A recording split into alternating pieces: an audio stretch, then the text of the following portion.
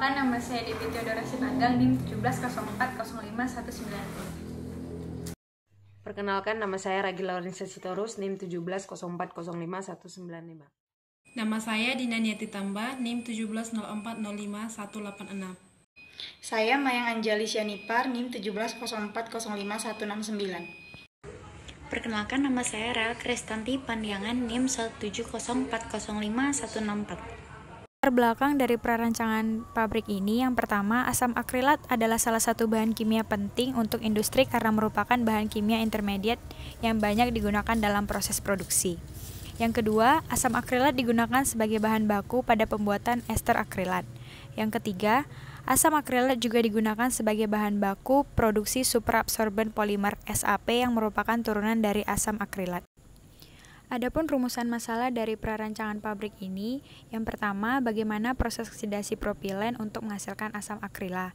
Yang kedua, apa saja tahapan yang dilakukan hingga mendapatkan asam. Berikut merupakan tujuan dari prarancangan pabrik ini. Adapun manfaat dari perancangan pabrik asam akrilat adalah untuk mengurangi ketergantungan Indonesia terhadap impor asam akrilat dari luar negeri dan juga menyerap tenaga. Berikut adalah pengertian dari asam akrilat.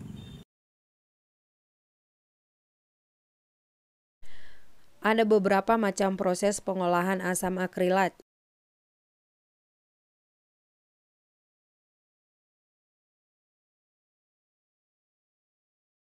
Proses yang dipilih. Dari 4 macam proses pembuatan asam akrilat, dipilih proses oksidasi dengan katalis padat dengan pertimbangan. Yang pertama, konversi yang diperoleh cukup tinggi, yaitu pada tahap 1 sebesar 97,50% dan tahap 2 sebesar 98,30%. Yang kedua, komposisi yang terdapat dalam bahan baku cukup sederhana sehingga pengendalian proses relatif mudah.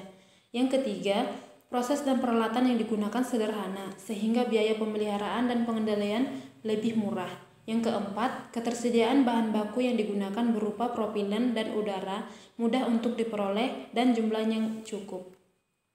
Uraian proses. Pertama, tahap preparasi bahan baku. Proses pembuatan asam akrilat menggunakan bahan baku propilen dan oksigen dari udara serta ditambah dengan bahan baku pendukung steam. Bahan baku tersebut diubah secara fisik agar sesuai dengan kondisi operasi reaktor. Steam yang diumpankan ke reaktor berasal dari unit utilitas. Yang kedua, tahap reaksi. Reaksi utama yang terjadi di reaktor zona 1 yaitu C3H6 tambah O2. Spesifikasi alat. Alat yang digunakan dalam perancangan pabrik asam akrilat dari propilen dan udara dengan kapasitas 150.000 ton per tahun adalah sebagai berikut.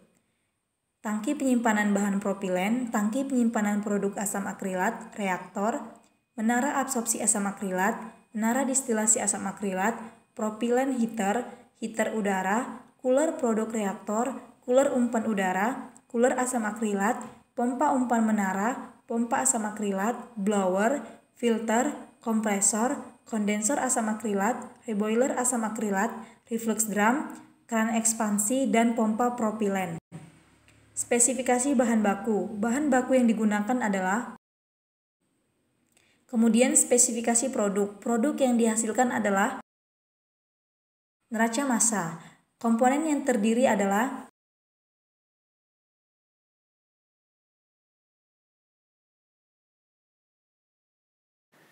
Berikut adalah flowsheet tahapan proses pembuatan asam akrilat, yaitu ada steam, udara, dan propilen yang masuk ke dalam reaktor R101. Untuk udara, yang pertama adalah masuk ke dalam filter F101 dan alat lain yang digunakan adalah blower BL101 untuk memperbesar tekanan udara, kompresor C101, keran ekspansi E102, dan juga untuk steam langsung masuk ke dalam reaktor tangki penyimpanan R101. Dan untuk propilen, alat yang digunakan adalah pompa propilen, keran ekspansi, dan heater propilen. Setelah keluar dari reaktor, kemudian masuk ke dalam menara absorpsi. Adapun alat yang digunakan yaitu keran ekspansi yang berfungsi untuk mengatur jumlah bahan pendingin yang masuk, cooler produk reaktor, dan cooler umpan menara.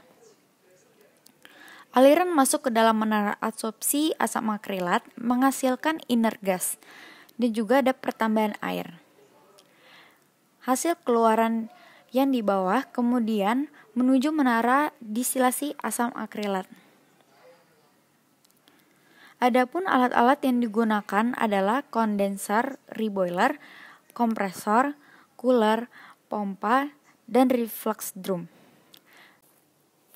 Adapun yang dihasilkan di aliran bawah adalah asam akrilat, acrolein, asam asetat, dan karbon dioksida. Dan untuk aliran yang atas yaitu ada C3H6, C3H8, O2, N2, C3H4O, CO2, dan H2O yang direflux kembali dengan menggunakan reflux drum. Demikianlah hasil presentasi kami. Terima kasih.